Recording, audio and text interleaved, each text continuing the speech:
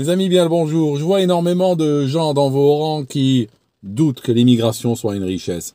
Aujourd'hui, je vais vous faire changer d'avis. Avec cette vidéo, à la fin de cette vidéo, qui que vous soyez, vous allez comprendre que l'immigration est une richesse absolument extraordinaire. Je vous donne un exemple. On est au Royaume-Uni et on reçoit très régulièrement, à part la Manche, pas encore par l'Atlantique, on reçoit des bateaux, des barques pleins de migrants. Alors ils sont attendus sur les plages, attendus par des autocars, des avocats, des associations de traducteurs qui vont les emmener vers des endroits où ils seront logés. Alors où est-ce qu'ils seront logés réellement? Regardez. Durant la période de notre histoire qu'on a appelée le Covid, eh bien il y a énormément d'hôtels qui ont fait faillite, qui ont fermé, voire d'autres qui n'ont pas franchement fermé, mais qui n'ont jamais retrouvé leur santé d'antan. Ça veut dire que ces hôtels-là, aujourd'hui, périclitent à vue d'œil, et puis chaque fois que les propriétaires regardent dans leur compte, ils se demandent s'ils seront là le mois prochain. Alors, on a des gros teams, n'est-ce pas, comme on dirait en anglais, on a des gros teams qui appartiennent à des grands groupes d'investissement. C'est des grands groupes internationaux qui investissent dans l'hôtel en difficulté. Alors bien sûr, si vous et moi nous investissons dans un hôtel en difficulté, que va-t-il se passer? On va prendre un crédit, un méga crédit bancaire, on va acheter l'hôtel, et puis on va voir notre investissement fondre comme de la neige au soleil, bien entendu, parce que s'il a des difficultés, c'est pour une raison. C'est pas, il y a des raisons, il y a des problématiques qui sont liées à sa situation. Mais attention, ces gens qui vont acheter ces hôtels, ils ont plus d'une corde à leur arc. Parce qu'aujourd'hui, il y a des gens qui m'ont dit, oui, tu critiques le capitalisme. Mais qui vous a dit qu'on vit sous capitalisme? Vous croyez encore vivre sous capitalisme? Vraiment, sérieusement? S'il y en a un qui croit qu'il vit sous capitalisme, qu'il me le dise dans les commentaires. Nous sommes réellement dans l'économie dirigée, mes amis. Nous avons dans le lit les industriels, les financiers, les politiques. Et puis, nous vivons dans une logique d'économie de connivence qui est dirigée pour dans l'intérêt d'une minorité. Hein, d'accord, ça c'est pas le marché libre, c'est pas le capitalisme. Par exemple, en 2030, ils veulent interdire en France et Navarre, ils veulent interdire les véhicules thermiques, ça signifie les véhicules diesel et essence, excepté bien entendu pour les Ferrari, les Bentley, les Lamborghini, les voitures à plus de 300 000, 350 000 euros, parce que tout simplement, les riches et leurs enfants, ben c'est leur joujou, tu peux pas leur enlever ça. D'accord? Ça, c'est pas le marché libre, ça, d'accord? C'est pas du capitalisme réellement. Enfin, c'est l'aboutissement du capitalisme. Là, le système capitaliste aujourd'hui va vers son aboutissement qui est, ben, il est en train de couler sous sa propre corruption, tout simplement. On vit pas non plus sous capitalisme parce qu'on a une situation, c'est un mélange, on a une sorte de bâtardisation, une sorte de croisement entre le communisme et le capitalisme. Dans le sens où, par exemple, quand il y a des revenus, eh ben, ils sont distribués uniquement dans un sens capitalistique. Ils sont distribués aux grands patrons, ils sont distribués à l'actionnariat, aux actionnaires, n'est-ce pas? Ça, c'est les revenus. Maintenant, quand il y a des pertes, hein, les pertes, on devient tout à coup collectiviste. Ils sont mutualisés. Hein, tout le monde partage. Donc, vous voyez, on joue, en réalité, on peut d'une heure à l'autre passer dans un camp, puis passer dans l'autre. Ça dépend ce qui intéresse nos chères élites. Hein, c'est tout. Revenons à un autre sujet sur la création de la richesse par l'immigration. Donc, ces gens vont acheter un hôtel. Ils vont l'acheter pour une bouchée de pain, forcément, parce qu'il est en difficulté. Donc, ils vont négocier. Au bout d'un moment, le proprio est obligé de lâcher, parce que sinon, il sait qu'il va couler. Donc, il le lâche. Ils achètent l'hôtel. Et voilà ce qui se passe. Là, maintenant, l'État va signer une convention avec eux pour leur promettre que pendant des années, l'hôtel sera rempli à 100%. D'accord? Il leur paye 5 000 € la chambre à l'hôtel, à l'année. 5 000 € la chambre? J'ai pas dit que quand la chambre est occupée. 5 000 € par mois par chambre. C'est, vous savez, à 5 000 €, ici, dans ce pays, on peut louer une maison, n'est-ce pas? On peut louer une maison avec une piscine, avec 7-8 chambres et tout par mois, n'est-ce pas? Je peux vous faire des recherches et vous montrer ce qu'on peut louer sur le marché libre à 5 000 € par mois. Eh bien, là, ils louent des chambres, des fois des boîtes d'allumettes, à 5 000 € par mois, qu'elles soient pleines ou qu'elles soient vides, et elles sont louées à l'année. L'État paye 6 millions d'euros par jour en immigration de migrants, en logement de migrants. Donc, ça marche comment? Ces grands groupes vont avoir un retour sur investissement garanti. L'État aurait pu, par exemple, je dis pas que c'est bien, mais l'État aurait pu, par exemple, dire à des hôtels en difficulté, écoutez, on va par exemple, vous subventionnez vos chambres. Par exemple, vous louez des chambres à des touristes, vous leur vendez une nuitée, et la seconde nuitée, c'est gratuit, c'est nous qui payons. Par exemple, ils auraient pu faire ça. Je dis pas que c'est bien, ce genre de choses, mais ils auraient pu penser à ça. Non, ils vont pas le faire parce que ça, c'est contrairement au marché libre, n'est-ce pas? C'est contraire au marché libre. On peut pas, c'est pas possible. Le marché libre, non, ne permet pas de subventionner des entreprises qui coulent. Il faut les laisser crever, c'est pas grave. Mais par contre, subventionner l'investissement de grands groupes qui achètent ces hôtels-là, là, c'est OK. Hein. Vous voyez la variabilité, n'est-ce pas? La variabilité du le système qui a cette logique variable, n'est-ce pas? Ces valeurs qui changent en fonction des intérêts des uns et des autres. Donc, voilà, il y a une économie, les migrants font tourner l'économie. D'accord? Il y a une création de richesse. OK? Donc, ce que je cherche, la clé vraiment que je cherche à vous donner, quand vous voyez un problème, ne réfléchissez pas par rapport à vous. Si vous réfléchissez par rapport à vous, effectivement, vous pouvez voir que cette situation est inacceptable. Cette situation vous coûte de l'argent, cette situation vous coûte une bonne partie de comment on appelle ça, de vos impôts, par exemple, ou de vos contributions. Ça dégrade votre qualité de vie, ça dégrade votre sécurité et tout. Mais vous voyez, le problème, vous avez l'impression que l'État est là pour vous défendre. Et vous dites, donc ça, c'est un problème parce que c'est pas dans mes intérêts. Oui, mais qui vous dit qu'on est en train de défendre vos intérêts? Qui vous a dit vraiment? À quel moment l'État vous a dit qu'il défendait vos intérêts? D'accord?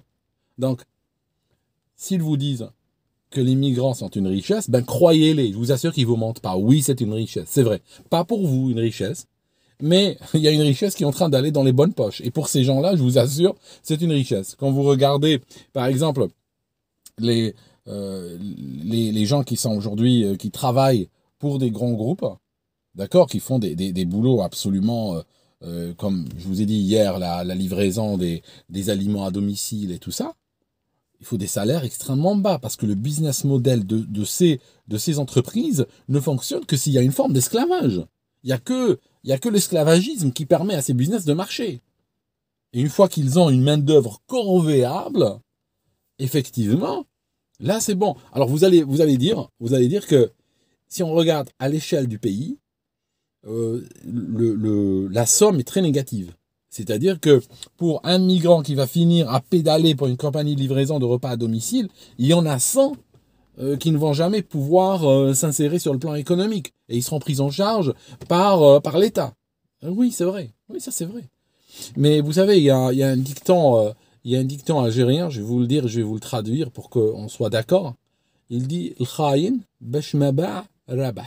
Ça veut dire quoi? Ça veut dire que le voleur, quel que soit le prix auquel il vend, il est gagnant. D'accord? C'est comme je discutais l'autre jour avec quelqu'un.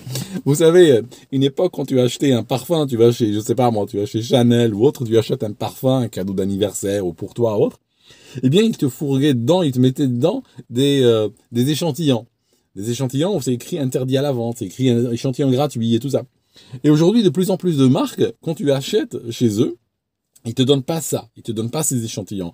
Les vendeurs, même si tu demandes, alors s'ils demandent des fois, ils font un peu la grimace, mais ils t'en donnent. Des fois, ils te disent, on n'en a pas, assez sèchement d'ailleurs, de manière très coupante. Soudainement, le sourire commercial disparaît. Ok. Mais après, tu vas sur eBay, il y a plein de ces échantillons qui se vendent. Et en fait, il y avait même un magasin qui vendait ces échantillons-là. Le gars, il a un magasin, il débloque des téléphones et tout, et il vend les échantillons. Et en fait, ce qu'il a fait, à un moment donné, il a augmenté le prix. Il a dit, ça a augmenté, oui, ça a augmenté. Comment ça a augmenté? Le truc, à l'origine, est gratuit. Comment ça peut augmenter? C'est pas comme si tu l'achetais à la maison. Donc, qu'est-ce que je vous disais? Je sais pas pourquoi, je suis parti des histoires de migrants, n'est-ce pas? Et je commence à vous parler d'échantillons de parfums. Waouh, j'ai l'impression que tout est, j'ai tout ce qui se mélange dans ma tête. c'est pas, j'ai pris un coup sur la tête quand j'étais petit. J'ai été renversé par un véhicule, j'ai fini aux urgences. Je pense qu'à partir de là-dedans. Ok. Revenons vers notre sujet. Donc je disais avant les migrants, je parlais des parfums. D'accord, les parfums, on oublie les parfums et on revient un peu en arrière. Qu'est-ce que je disais déjà? C'est le drame de l'improvisation sur Internet. Tu vois, les gens qui viennent avec un papier, avec un prompteur et tout ça, ils n'ont pas ça. Hein. J'étais en train de dire que oui, voilà, j'étais en train de parler du voleur qui gagne quel que soit le prix auquel il le vend. Oui. Vu que ces grands groupes, hein, ce qu'ils sont en train de faire, c'est une forme de vol. Ils sont en train de voler la société. Ils s'en fichent combien la société paye. C'est-à-dire que, mettons qu'ils savent qu'il faut ramener 100 personnes pour qu'il y en ait une qui soit capable de conduire un vélo, aller livrer des repas à domicile. Les 99 autres sont à la charge de qui? Pas à la charge de ce grand groupe, pas à la charge de cette société, quand même. Ils sont pas à la charge de cette société-là. Ils sont à la charge de la société en général. Ils sont à la charge de nous. Donc, quelque part, qu'est-ce qu'on a? On a une privatisation des bénéfices. Hein, ce gars qui pédale et qui travaille pour un salaire d'esclavage, hein, il va faire du bénéfice pour le groupe auquel appartient cette enseigne de livraison. D'accord?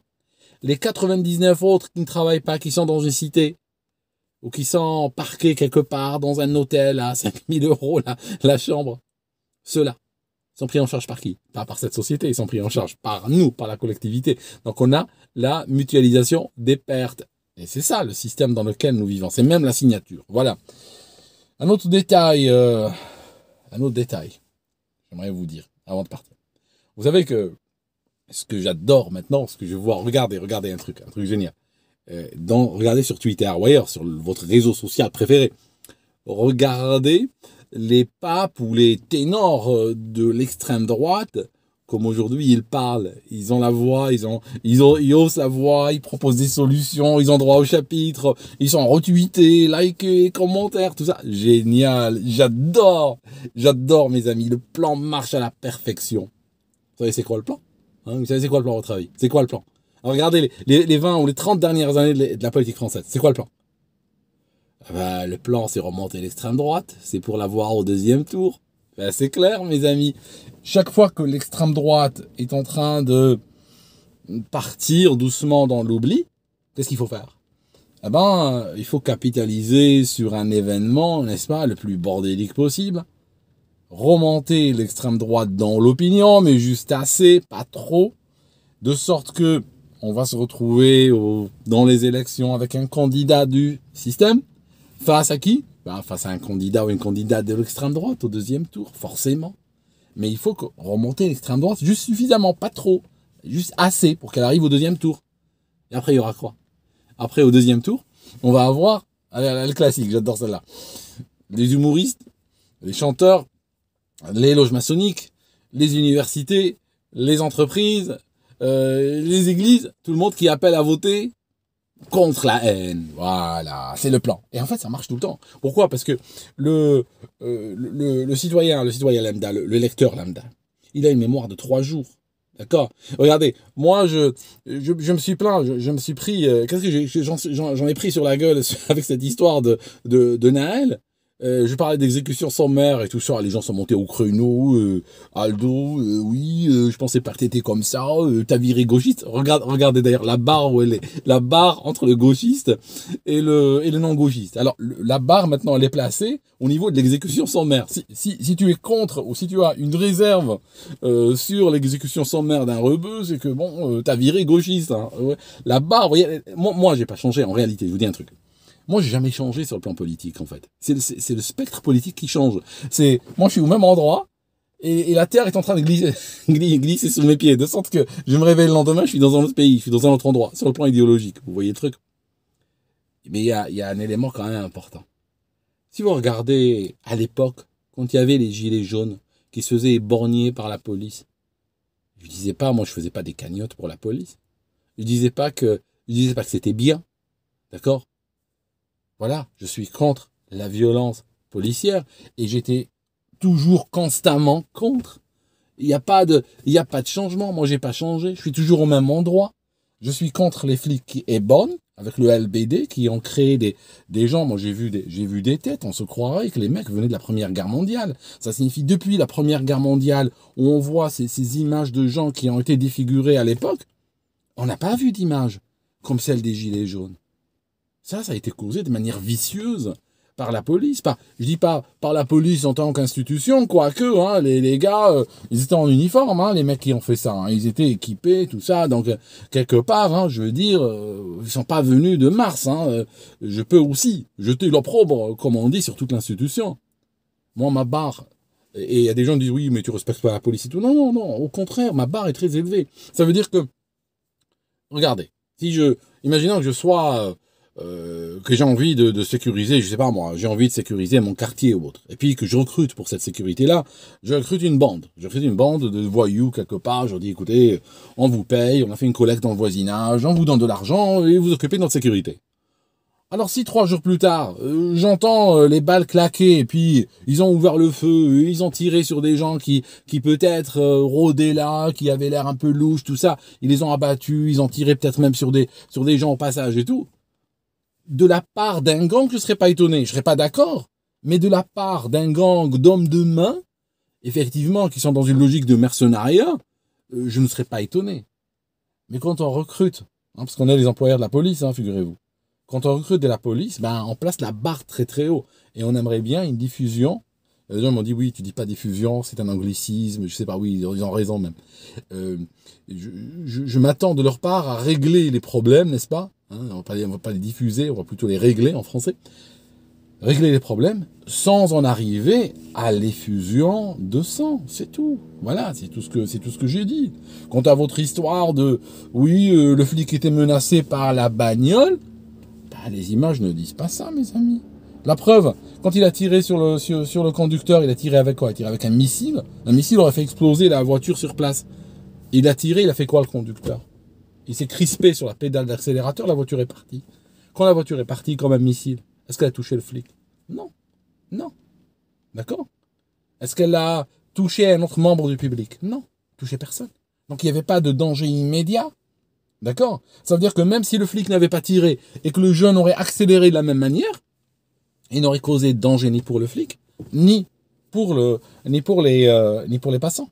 Alors quelqu'un peut dire, oui, mais dans le futur, effectivement, dans le futur, à un moment donné, il aurait pu causer des dégâts sur les passants. Oui, mais ça ne constitue pas la légitime défense. La légitime défense, il faut qu'il y ait une menace immédiate, là, maintenant, qu'on voit dans le champ de la caméra, là. Pas une menace hypothétique, genre Minority Report. Genre, oui, à un moment donné, il aurait pu... Selon le profiling qu'on a fait sur l'instant, on a pensé qu'il était raisonnable de croire qu'à un moment donné, il aurait pu tuer quelqu'un. Et donc, on a pris les devants. C'est pas légitime défense, ça. Les gens qui me balancent... Alors, j'ai reçu sur le téléphone que j'ai donné, plein de gens qui me balancent l'histoire de l'alinéa 4. L'alinéa 4, cet article, vous savez. Le problème, c'est que l'alinéa 4 n'existe pas tout seul. Hein. C'est pas un article de loi, l'alinéa 4. La ligne 4 que vous m'envoyez, elle est dans un contexte d'une loi. Cette loi, si vous regardez tout en haut, c'est écrit qu'il faut qu'il y ait nécessité et proportionnalité. Hein, il y a une proportionnalité stricte. C'est lu stricto sensu. Est-ce qu'il y a une proportionnalité? Est-ce qu'il y a une nécessité? C'est à partir de là qu'on réfléchit sur les alinéas.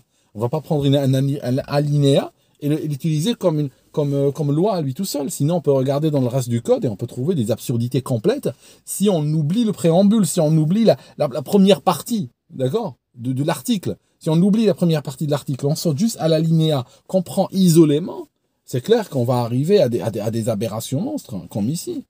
Je veux dire, il faut une nécessité absolue, il faut vraiment démontrer la nécessité, et il faut qu'il y ait une stricte proportionnalité. Voilà. Si ni l'une ni l'autre ne sont réunis, je veux dire, oublie, quoi. Mais en tout cas, l'avantage avec tout ça, c'est que ça permet de remonter, n'est-ce pas, l'extrême droite à un niveau raisonnable qui permettrait donc un second tour. Alors bon, c'est pas pour demain, mais vous voyez, on y va crescendo, hein, il faut se préparer. Merci mes amis d'avoir regardé cette vidéo jusqu'ici, et on se voit dans la prochaine. À très bientôt.